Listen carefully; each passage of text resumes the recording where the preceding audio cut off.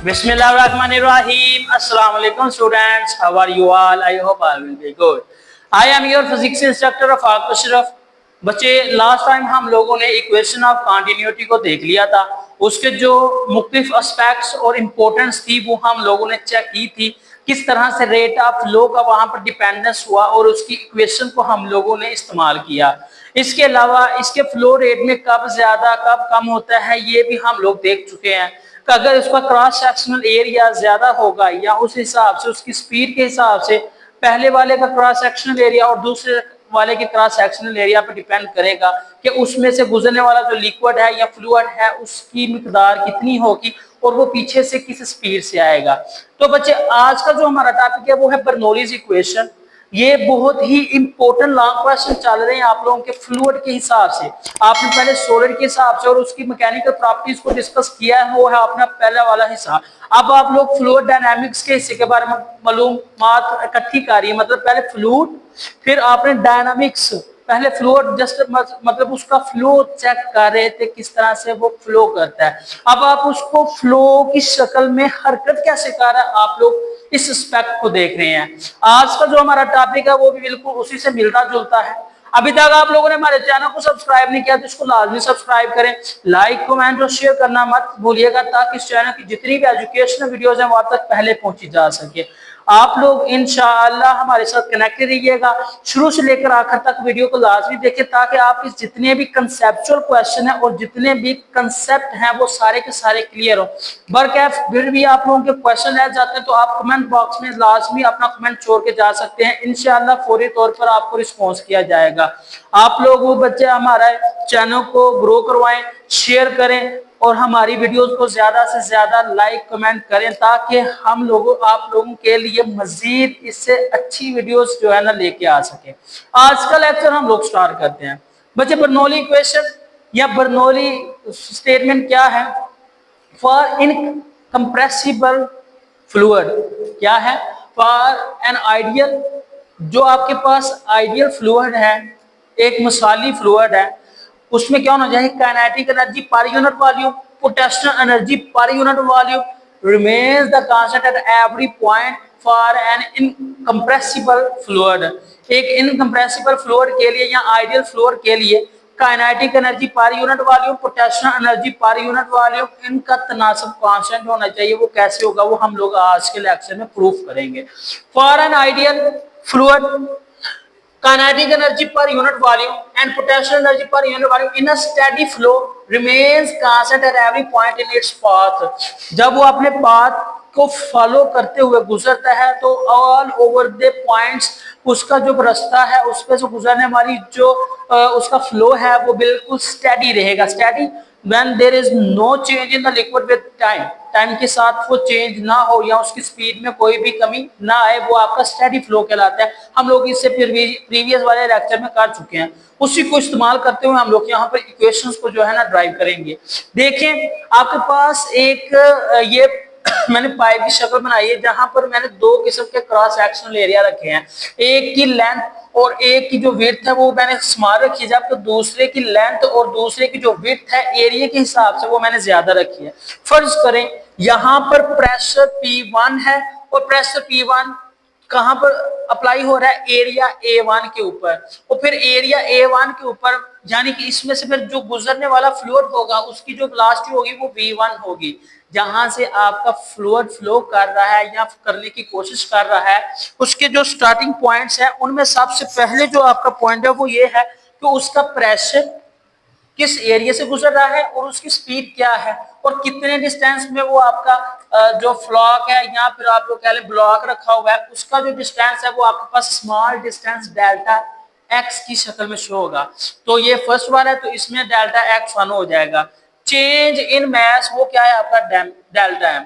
अब यहां से फ्लूइड देखिएगा फ्लो करता हुआ अपने दूसरे किनारे की तरफ या दूसरे एरिया की तरफ जाएगा। ये उसका एरिया 2, यहां से जहां तक इसका प्रेशर ज्यादा होगा उस प्रेशर में जो इसका डिस्टेंस डिस्प्लेसमेंट है वो डेल्टा x2 है, चेंज इन मैस m2 और इसका प्रेशर P2। ये बच्चे इसके कुछ पॉइंट्स है, ये आपने ज़हनी तौर पर याद रखने हैं। अब देखिए यहां से लेकर यहां तक जो पहले क्लॉक ब्लॉक जो भी यहाँ पर रुकावट है उसका अर्थ की सरफेस से जो डिस्टेंस हाइट है वो आपकी h1 है। यहाँ पर जो दूसरे ब्लॉक की हाइट है वो क्या है आपकी बच्चे H2 है। और इसका जो बेसिक फार्मूला जो हम लोगों ने प्रूफ करना है वो है P प्लस 1/2 रो। ये डेंसिटी है बच्चे, ये वाली चीज आपकी डेंसिटी है तो इसलिए हम इसको रो करेंगे। V square plus rho g h is equal to a constant, ये आपके पास एक कांस्टेंट के इक्वल आएगी। ठीक है बच्चे, अब आप लोगों ने इसकी एक्सप्लेनेशन को देखना है। एक्सप्लेनेशन में क्या कहा जा रहा है उसके लिए आपको पॉइंट्स जो मैंने बताए हैं वो आप लोगों ने ज़हन नशीन रखने हैं कि इसके जो पॉइंट्स है वो कौन से हैं। देखिएगा बच्चे, आपके पास एक्सप्लेनेशन में क्या पॉइंट्स आएगा। लेट्स सपोज दैट आपके पास एक फ्लूइड है वो फ्लो कर रहा है through a cross sectional area A1। आपके पास जो क्रॉस सेक्शनल एरिया वो क्या है A1, या ओवरऑल हम लोग एरिया को देखें तो हम लोग ए से ही रिप्रेजेंट करेंगे। कंसीडर एन इनकम्प्रेसिबल, ये देखिए incompressible non viscous and steady flow of the liquid which passes through the pipe of the varying, मतलब चेंज होने वाला जो क्रॉस सेक्शनल एरिया है उसको हम लोग ए से जाहिर करेंगे और हाइट को एच से जाहिर करेंगे। तो इन दोनों की एरिया और हाइट की जो कीमतें हैं वो हम लोग अलग अलग करेंगे। सबसे पहले यहाँ पर देखते हैं, ये आपके पास अपर एंड है, ठीक है। पहले वाला जो आपका पॉइंट है वो आपका अपर एंड और दूसरे वाला जो पॉइंट है वो आपका लोअर एंड है। सबसे पहले देखते हैं अपर एंड क्या कहता है। अपर एंड में कहा जा रहा है तो फर्ज करें आपके पास जो वहां पर लगने वाला प्रेशर है वो P1 है। क्या है, प्रेशर P1 है। दूसरे नंबर पर जो लगने वाला है आपका वो क्या है, देखिए वहां पर प्रेशर P1 है, एरिया A1 पे लग रहा है। उसके दौरान जो उसका मास चेंज हो रहा है वो डेल्टा M है। सर अर्थ सरफेस से लेकर ऊपर तक जो उसकी हाइट है वो H1, डेल्टा X1 वो कवर कर रहा है और जिस स्पीड से वहां से फ्लूइड मूव करेगा वो है V1। और फिर उसको जब हम लोग यहाँ पर कैलकुलेट करेंगे वो किस तरह से, हमने प्रीवियस इक्वेशंस में जो इक्वेशंस इस्तेमाल की थी वही इक्वेशंस को यहाँ पर एप्लीकेबल करके हम लोग बर्नौली इक्वेशन की अपर और लोअर एंड को डिस्कस करेंगे और उनकी इक्वेशंस को फॉलो करेंगे। देखें P1 उसका प्रेशर 1 है जो उसके पहले एरिया पर अप्लाई हो रहा है A1 पे, जिस दौरान वो फ्लूइड मूव्स कर रहा है जिस डिस्टेंस को वो डेल्टा X1 है। वेलोसिटी V1 से वो वहां से गुजर रहा है। Velocity of the upper and की जो वेलोसिटी वो V1 है और जिस टाइम में वो ये डिस्टेंस और ये सारी चीजें कर रहा है वो है उसका T। उस दौरान हम लोग हमारे पास इक्वेशन क्या बनेगी बच्चे, हमने इक्वेशन पढ़ी थी ऑल ओवर द डिस्टेंस, बड़े डिस्टेंसेस के लिए बड़े फासले के लिए वो थी S is equal to VT। लेकिन यहाँ पर छोटा डिस्टेंस है, स्मॉल डिस्प्लेसमेंट है तो S की जगह डेल्टा X इस्तेमाल करेंगे। तो बाकी वही वैसे का वैसे for upper and velocity V1 हो जाएगी, टाइम सबका सेम ही रहेगा। तो यहाँ पर आपके पास जो S is equal to VT बनेगा उसकी equation delta X1 is equal to V1T बन जाएगी। Get it. फिर हम लोग यहाँ पर जो इसके अपर एंड पर डन होने वाला वर्क है उसको कैलकुलेट करेंगे। वर्क का तो आप लोगों को सबको पता है, तो वर्क क्या होता है, वर्क होता है force and the work and the distance covered by the force in the direction of the force, sorry, body cover the distance in the direction of the force S is known as the work।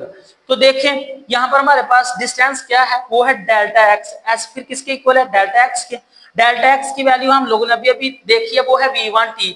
तो यहाँ पर F1 delta X1, यहाँ पर हम लोग इसकी value लगाएंगे। F की वैल्यू क्या है बच्चे, एफ को हम लोगों ने प्रेशर से अखज किया। कहां से किया, प्रेशर से। ये देखिएगा हमने इसको प्रेशर से अखज किया। प्रेशर का जो फार्मूला है वो है force applied per unit area. यहाँ पर हमने फोर्स की वैल्यू देखनी है तो क्या आ जाएगी, प्रेशर और एरिया। फोर्स की जगह हम लोग प्रेशर P1, एरिया A1 और डेल्टा X1 यानी डिस्प्लेसमेंट, उसका फर्स्ट डिस्प्लेसमेंट किसके इक्वल है, V1T। यहाँ पर जस्ट हम लोग वैल्यू पुट कर देंगे। हमारे पास जो अपर एंड पर वर्क डन होने वाला है या जो हमारे पास अपर एंड के ऊपर वर्क डन होगा बच्चे वो क्या होगा, वो आप लोगों का हो जाएगा W is equal to P1 A1 V1T। That's will be the work done at the upper end of the pipe.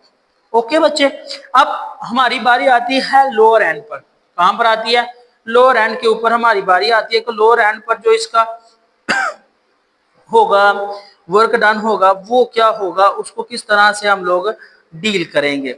देखिएगा लोअर एंड पर कह रहा है कि अगर उसी तरह से आपके पास जिस तरह से आप लोगों ने डिस्टेंस और अपर एंड के ऊपर जो एरिया था उसी लिहाज से वही कंपोनेंट सेम क्या होंगे, यहाँ पर भी इसके डाउनवर्ड डायरेक्शन में होंगे। मतलब लोअर एंड में ये देखिएगा एरिया A2 है, हमें पता चल गया वो जो डिस्टेंस कवर करेगा वो डेल्टा x2 है, change in m delta m, height कहाँ से लेकर कहाँ तक हाइट h2, और जिस प्रेशर से या जिस एरिया 2 के ऊपर जो प्रेशर लगेगा बच्चे वो क्या है P2। लिहाजा जैसे हम लोगों ने work done at the upper and किया है वो इसी तरह से work done at the lower and भी हो जाएगा। डेल्टा x2 फॉर मीन हमारे पास जो उसका डिस्टेंस 2 होगा, और डिस्टेंस 2 कहां से निकला हमारा, वो निकला है हमारा s is equal to v t से, और ये स्मॉल डिस्टेंस के लिए हम लोगों ने डेल्टा x लिया है। फिर क्योंकि ये जो आपके पास दूसरे एंड का या लोअर एंड का पाइप यहाँ पर जो प्रेशर और वैल्यूज हैं वो अपोजिट है, that's why the negative sign indicates that the distance covered against the oppositely directed from P to A2। ये प्रेशर P2 और A2 यानी एरिया A2 की मौजूदगी में जो वर्क डन होगा बच्चे वो नेगेटिव में होगा, और नेगेटिव वाला हिस्सा क्या है माइनस P2 A2 V2T। जिस तरह से हम लोगों ने वर्क 1 प्रूव किया उसी तरह से वर्क 2। तो फिर हमारे पास जो नेट वर्क डन होगा वो क्या होगा, वो होगा आपके पास net work done is equal to W1 plus W2। करें जमा, इसको क्या बनता है, ये आपके पास इक्वेशन नंबर 1 हो गई। अब देखिएगा जो हमारे पास यहाँ पर चीज नोट करने वाली है वो कौन सी है, आपके पास फ्लूइड इनकम्प्रेसिबल है। क्या है, फ्लूइड इनकम्प्रेसिबल है, एक जैसा ही है, स्टेडी फ्लो के साथ फ्लो कर रहा है। तो जो उनका वॉल्यूम होगा, volume of the fluid passing through the cross sectional area A1 with velocity V1 in time t must be equal to the volume of the fluid flowing through the, क्या आ जाएगा, must be equal to the volume of the fluid passing through the cross sectional area A2 and hence the volume velocity V2। तो फिर equation of continuity को यहाँ पर हम लोग इस्तेमाल करेंगे। किस तरह से हमने इक्वेशन ऑफ कंटिन्यूटी निकाली थी कि A1 V1 is equal to A2 V2 have a constant. So यहाँ पर हमारे पास A1 V1 T ये तीनों फैक्टर सेम है, इसी लिहाज से A2 V2 ये स्पीड एक फैक्टर है, एरिया के दो फैक्टर है, और ये दो और एक मिलकर तीन लेंथ जब इकट्ठी हो जाएंगी तो वो बच्चे वॉल्यूम बनाएगी। क्योंकि ये इनकम्प्रेसिबल फ्लूइड है, स्टेडी फ्लो है, तो वहां पर जो टाइम और कंसिस्टेंसी होगी वो कांस्टेंट होगी, तो लिहाजा आपका जो वॉल्यूम बनेगा वो भी कांस्टेंट। जब हम इसको इक्वेशन नंबर 1 में पुट करेंगे तो इसके जो पॉइंट है A1 V1 T और A1 A2 V2 T ये सारे एक ही कोफिशिएंट के इक्वल आ जाएंगे, वो है आपका V। तो यहाँ पर देखिए आपने कंफ्यूज नहीं होना, P1 और P2 सेम रहेंगे, बाकी जो इसके तीन फैक्टर्स हैं उनकी जगह पर V लग जाएगा, तो यहाँ से हम लोग V कॉमन ले लेंगे। अब V क्या है, आपको पता है V वॉल्यूम है, तो V वॉल्यूम किस तरह से, हमारे पास जो डेंसिटी का फार्मूला वो है rho is equal to mass over volume. यहाँ से वॉल्यूम का कंपोनेंट निकालेंगे तो वो आ जाएगा मास ओवर रो। वॉल्यूम की जगह हम लोग ये कंपोनेंट पुट करेंगे तो हमारे पास इक्वेशन बनेगी, जो वर्क डन होगा वो हो जाएगा P1 minus P2 m over rho। Liquid is non-viscous, so work done must be equal to the change in the energy। जैसा कि इक्वेशन के स्टार्ट में ही आप लोगों को पता चल गया था, लिक्विड नॉन विस्कस है। नॉन विस्कस मतलब एक गहरापन होता है, जिस तरह आपका हनी है, शहद है, और एक बिल्कुल नॉन विस्कस होता है, मतलब पानी की तरह, लेकिन पानी की तरह नहीं कह सकते, लेकिन वो लिक्विड की शक्ल में होता है। वो होता है आपके गहरेपन वाला, और विस्कस और नॉन विस्कस होता है बगैर गहरापन वाला। तो फिर यहाँ पर जो असल में हमारे पास चेंज इन थिंग्स आएगा या चेंज इन आपके पास आएगा वो किसकी वजह से होगा, वो हमारे पास एनर्जी चेंज कहलाएगा। क्या कहलाएगा बच्चों, एनर्जी चेंज कहलाएगा। आपने थोड़ी सी याद दहानी कर देनी है अपनी प्रीवियस जो आपने अभी अभी इक्वेशंस को पढ़ा है, प्रीवियस इक्वेशंस को, उनको थोड़ा सा ज़हन में रखना है। हम लोगों को पता है जो काइनेटिक एनर्जी का फार्मूला होता है वो होता है kinetic energy is equal to 1/2 mv²। But यहाँ पर चेंज इन काइनेटिक एनर्जी यानी प्रिंसिपल वर्क डन प्रिंसिपल लग रहा है, वर्क प्रिंसिपल एनर्जी वाला। जिसमें चेंज इन एनर्जी आएगा। तो चेंज इन एनर्जी को हम लोग करेंगे तो क्या आ जाएगा, वो आ जाएगा आपका 1/2 mv2 का स्क्वायर माइनस 1/2 mv1 का square. Change in potential energy क्या होगा, mgh2 minus mgh1। Then we will have to find the total energy that will be act upon that point. हमारे पास जो इस पॉइंट के ऊपर टोटल एनर्जी लगेगी वो क्या होगी, हमने वो कैलकुलेट करनी है। तो यहाँ पर टोटल एनर्जी क्या है, काइनेटिक एनर्जी की वैल्यू मैंने पुट की है यहाँ पर, ये देखिएगा 1/2 mv2 माइनस 1/2 m1v1 स्क्वायर। और इसी तरह से mgh2 माइनस mgh1, ये पहले से ही माइनस था, हमने खुद से नहीं लगाया, जस्ट हमने जो चीज लगाई है वो प्लस की थी, यहाँ पर हम लोगों ने प्लस कर दिया। इसको आप लोग इक्वेशंस का नाम दे दें या ना दे दें, नो आपकी मर्जी है, आप लोग स्टेप बाय स्टेप करेंगे वेल एंड गुड, नहीं डायरेक्ट भी कर सकते हैं अगर आपको समझ आ जाए। अब देखिएगा हमने दोनों का कंपैरिजन करना है। हम लोग जानते हैं जो वर्क एनर्जी प्रिंसिपल है वो चेंज इन काइनेटिक एनर्जी और चेंज इन पोटेंशियल एनर्जी के इक्वल होता है। तो यहाँ पर जो वर्क डन होगा उसको मैं इस शक्ल में लिखूंगा तो क्या आ जाएगा, ये देखिए पहले जो हमारे पास इक्वेशन आई थी वो आई थी आपकी P1 minus P2 into mass over rho यानी डेंसिटी, और चेंज इन काइनेटिक एनर्जी और पोटेंशियल एनर्जी का जो अभी अभी फार्मूला हम लोगों ने बनाया वो क्या है, 1/2 mv2 square minus 1/2 mv1 square plus mgh2 minus mgh1। बच्चे ये आप लोगों के पास चेंज इन पोटेंशियल एनर्जी और चेंज इन काइनेटिक एनर्जी आ जाएगा। अब आपने देख लिया यहाँ पर कॉमन चीज कौन सी है, यहाँ पर मैस है, इसमें भी सारी वैल्यूज में मैस कॉमन है, हम लोग मैस को कॉमन लेकर उसको कट कर देंगे, बाकी हमारे पास जो इक्वेशन बचेगी वो आपकी बचेगी 1/रो, रो इस साइड पर तकसीम हो रहा है, बाकी दूसरी साइड पर लेके जाएंगे तो वो मल्टीप्लाई हो जाएगा।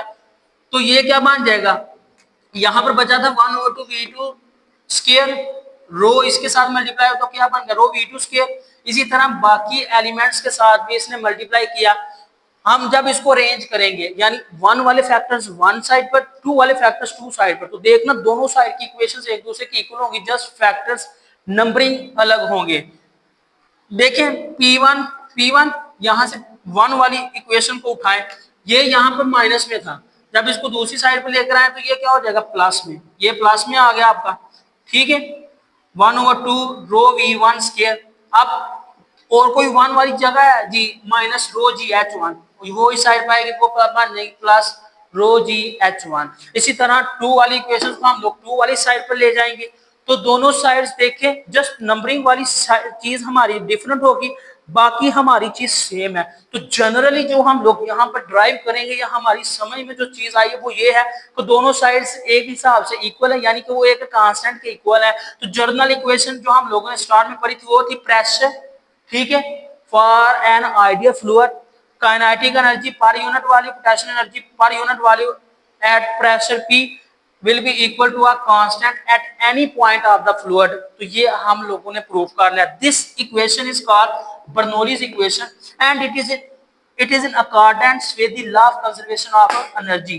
ये आपके पास बर्नौली इक्वेशन है जो law of conservation of energy के बिल्कुल मुताबिकत में रखती है। Also the Bernoulli's equation for the horizontal pipe, अगर आपके पास पाइप हॉरिजॉन्टल यानी एक्स एक्सिस के अलोंग है, अगर आपका पाइप हॉरिजॉन्टल एक्स एक्सिस के अलोंग है तो वहां पर जो आपके पास बर्नौली इक्वेशन बनेगी वो क्या बनेगी, pressure plus 1/2 rho v square, यानी कि आपका ये जो जीएच वाला यानी ग्रेविटी और हाइट वाला पॉइंट है वो खत्म हो जाएगा, क्योंकि ग्रेविटी से बाहर तो नहीं है, ग्रेविटी के अलोंग यानी कि आपके रोड के अलोंग ही है।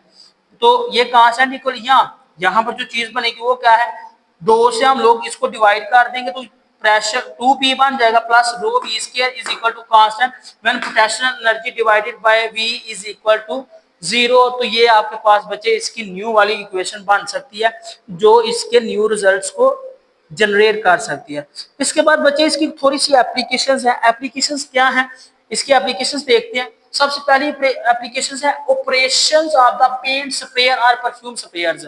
वो जो पेंट स्प्रेयर है या परफ्यूम स्प्रेयर है जो हम लोग लगाते हैं परफ्यूम्स, वो इसकी एप्लीकेशन है। Operations of the chimney for smoke exhaust, धुआं निकालने वाली जो चिमनी है वो भी इसी असूल पर काम करती है। Lift on an aeroplane, aeroplane के ऊपर जो लिफ्ट है स्विंग्स ऑफ द क्रिकेट और टेनिस बॉल, वो जो आप लोग बॉल को मूव करवाते हैं, यानी स्पिन वगैरह करते हैं, बॉल को स्पिन करते हैं या फिर उसको फास्ट बॉल करते हैं, वो जो स्पिनिंग होती है उसका जो बल खाना होता है वो आपकी एप्लीकेशन कौन सी है, बर्नौली एप्लीकेशन में आएगी। और इसको हम टेनिस बॉल भी इसी एप्लीकेशन की मिसाल है। Working of the carburettor of the car, car का जो कार्बोरेटर है वो भी इसी असूल पर काम करता है। Working of the filter pump, filter pump सफाई वाला। Measurement of the speed of the liquid और the gas in the pipe, measurement of the speed of the liquid, liquid की जो स्पीड की मेजरमेंट है, गैस की मेजरमेंट है, वो भी बच्चे इसी की एप्लीकेशन है। तो आई होप बच्चे आपको बर्नौली इक्वेशन समझ में आ गई होगी। अभी तक आप लोगों ने हमारे चैनल को सब्सक्राइब नहीं किया तो इसको लाजमी सब्सक्राइब करें, लाइक कमेंट और शेयर करना मत भूलिएगा ताकि इस चैनल की जितनी भी एजुकेशनल वीडियोस हैं वो आप तक पहले पहुंची जा सके। मुझे दे इजाजत, इंशाल्लाह नेक्स्ट लेक्चर में हम लोग फ्लूइड डायनामिक्स के मजीद टॉपिक्स को डिस्कस करेंगे। हम लोग टॉरिसल थ्योरम्स और बर्नौली इक्वेशन की जो मजीद एप्लीकेशंस हैं उनको डिफाइन और डिस्क्राइब करेंगे। तब तक के लिए आप लोग हमारे साथ बने रहिएगा। इंशाअल्लाह आपकी जो एजुकेशनल वीडियोस हैं वो इसी तरह से अपलोड होगी। आपके बहुत ज़्यादा सपोर्ट की ज़रूरत है, आई होप आप हमें सपोर्ट करेंगे। तब तक के लिए हमें दे इजाज़त, अल्लाह हाफिज़।